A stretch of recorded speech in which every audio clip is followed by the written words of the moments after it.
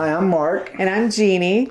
We're the co-founders of Transformative Loving. So we work with couples to help you repair, reconnect, and reignite your relationship. We're doing this series of videos on the love map, how to navigate conflict and stuff in your relationship.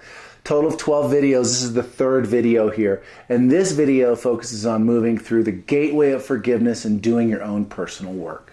Right. So we talked about choice last time, and the choice here is really you're either going to go into blame on the pain map, or you're going to go into forgiveness on the love map.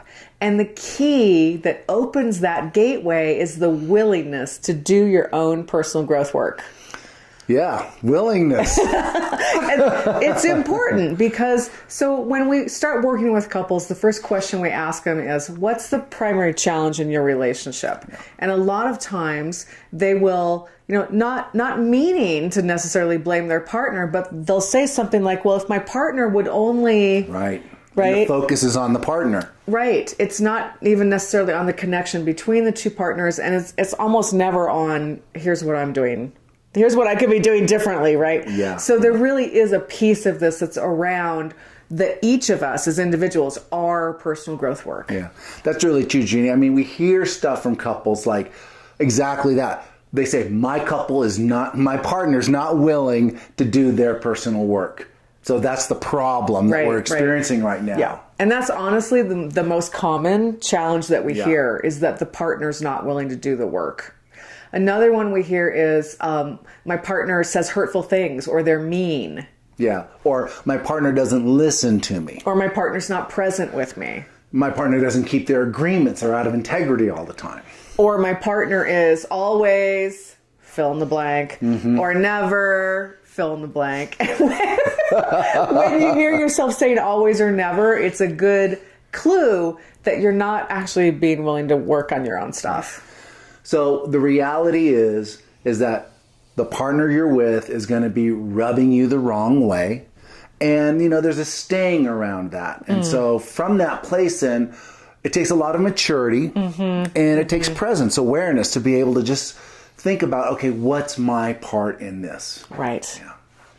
So here's a couple of questions then to ask yourself, and we really want you to be honest. So the first question is, on a scale from 1 to 10, how willing are you to do your own personal growth work? And by willing, we really mean especially when there's a conflict, willing to look at your own part, because our belief is that there's always a part each person plays. It might be 50-50, it might be 70-30, but both people have a part. So we're going to model that question for you. So, so Mark, on a scale of 1 to 10, how willing are you to do your own personal work? Well, I am committed to do my own personal work. I would say I'm full-blown 10 to do my personal work, take responsibility. Yeah. But then what happens is when we get into a conflict, I drop. And so in the conflict, I'm down to more like a 2 or a 3. But because I'm overall committed to do it, just that little 2 or 3, it's like just a crack in the door that I can see, okay, there is an opportunity for me to do my personal work here. And it takes a while, but I'll go in and ultimately do it. But when I'm in it, it's hard to find that place. So how about you, Jeannie? Ask me. Tell me about your willingness to do your personal work. Well, I think the funny thing is I have like a self-image of myself as being like a 10. Yeah. Yeah. Right? I'm like, I'm such a 10. But it's a very similar story to what you told. I think when we're actually in a conflict, I don't want to look at my stuff. I want it to be about you. Because it's like kind of like the easier solution is for you to do something differently. And I think it's hard. It's hard. Okay, so the voice that goes on for me is like, I don't want to be bad. I don't want to be bad. And so if there's a conflict and someone's going to be bad, I'd rather have it be you. Yeah, because you don't want to be bad. I don't want to be bad. Right. I grew up my whole life trying not to be bad, right? So it gets triggered very quickly, right? I'm not going to be the bad one, so someone else better be bad. So even though I'm like, oh yeah, I'm all in, I'm a 10, I would say the same thing. I probably drop down to like a 2 or a 3 when we get into a conflict. Right? So then this is the question for you and your partner to be honest about, because a lot of couples have a hard time being honest with this question, right? Like one or both partners will just say, oh yeah, I'm totally willing to do my work. It's all about you. And that's true. That is even, true. Even in that, if I'm saying it's all about you, just in that statement, I'm not willing to do my own work, because that's impossible that it's all about your partner. So take a minute and answer that question. Yeah.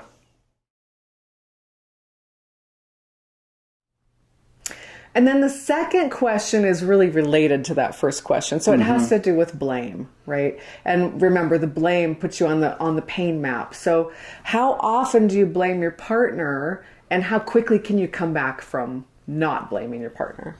You want to start on this one then, Jeannie, Sure. and tell us about that for you. So I kind of already started talking about this. This is a hard one for me, and it's because I don't want to be bad, or I don't want to be the one who's wrong. And this actually ties into personality styles a little bit, which we'll talk to you about at the end of the video. So, I have a split personality. I'm a D and an I, which is a dominant and an influencing. So I'm always fast paced. And I go back and forth between being task-oriented and relational, whereas Mark is fast-paced and always relational, right? Right. So I'm the influencer. I'm the I personality He's the I, style. right. Yeah. And so the D half of me, Ds really like to be right. Yep. And they're motivated by results. And so if you have a piece of dominant personality style, you're probably going to notice that you have a tendency to blame your partner. And so it's a little bit what I was talking about. You want to be right. You don't want to be the one who's wrong and bad. So as a D or a part D, then you need to just be aware of how often are you blaming your partner. So I would say I blame Mark pretty frequently. But I am willing to catch myself, and I am willing to look at my own stuff in it. Which again, it's not about being perfect. It's about how quickly can we catch ourselves and come back, and that we're actually willing to look. I think I'm pretty willing. After I move through my fear of being bad, I think I'm pretty willing. But do you think so? I do, absolutely. Yeah. Okay. Well, how about you? What about you around And these blame? are natural tendencies of the personality style. So it's just Shame lifters. Shame lifters. It's par for the course for me. So my natural tendency as an I then is to stay positive, and there's not a lot of blame allowed, and when you're being the positive person in the relationship, to maintain everything, right? And what I do notice is that I do blame, but it goes into shadow, meaning that I deny it and I repress it, right? And then it comes out sideways. Yeah. And I'll do things, I'll say things that'll be strategic in getting you back. Because I have blamed for a breakdown on you. So it's a different flavor of blame. And so, but that is how it comes out for me. Yeah, we call that throwing rocks. Like when someone says something kind of snarky. Yeah, or passive aggressive is another way of looking at it, But it's definitely there for me. Yeah. So now it's your turn, and go ahead and share. Either if you're watching this alone, think about that question. Again, be honest. How often do you blame your partner? And then, if it works for you, share that with your partner. Just take a minute and do that. Yeah.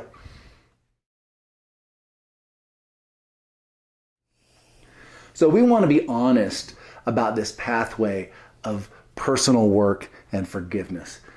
And that is, it's an ongoing process. We've been doing our personal growth work for 30 years. And Sounds like a long time. It does sound like a long time, right? It has been a long time. And what we find is that in the relationship, it really is the path of personal growth work. So the two work together. So we do it outside, we bring it in, and then we do it within the relationship. And it's ongoing. It's ongoing. We go around the wheel, and we're choosing to live on the love map more than in the pain map as we go forward, which is great. And so there's nothing like it really to have an opportunity to do our personal work in a container of a conscious relationship, which is what we're talking about here. Right. Like, it's great if you've done 20, 30 years of your own personal growth work. That doesn't make up for the fact that you still have to do your personal growth work here in the relationship. That's because our partner triggers our attachment style wounding, which is across the map, right? And all the places where we were hurt and didn't get our needs met in our family of origin come back in our relationship to be worked out. So what we like to say is that because we were wounded in relationship, our healing also has to happen in relationship. Yeah. And we're looking to do that with our partner. So that's why we hold it, that our relationship is actually a path of spiritual and personal growth. And it's not easy, but we feel like that's really the truth. Mm-hmm. So whether you're just starting out on this path of conscious relationship or you've been on it for a while, we have a nice gift for you, a free assessment on our website, transformativeloving.com. And what it is a personality style assessment. And like we've discussed tonight, there is a huge difference in personality styles that can explain a lot of the sources of conflict in your relationship. So we'd invite you to go on, take the assessment, and then you'll get an email back that has the breakdown of the different types of communication tools you can use and some of the challenges you might be experiencing, but also some of the strengths you guys would be experiencing in your relationship. So we just invite you to use that tool to keep doing the work. Yeah, and it only takes a couple minutes. So go ahead and go to www.transformativeloving.com, fill in your information, and you'll also get signed up for these weekly video tips, which will support you in moving around the love map in a good way. Yeah. So thanks so much for watching. And we'll see you next time.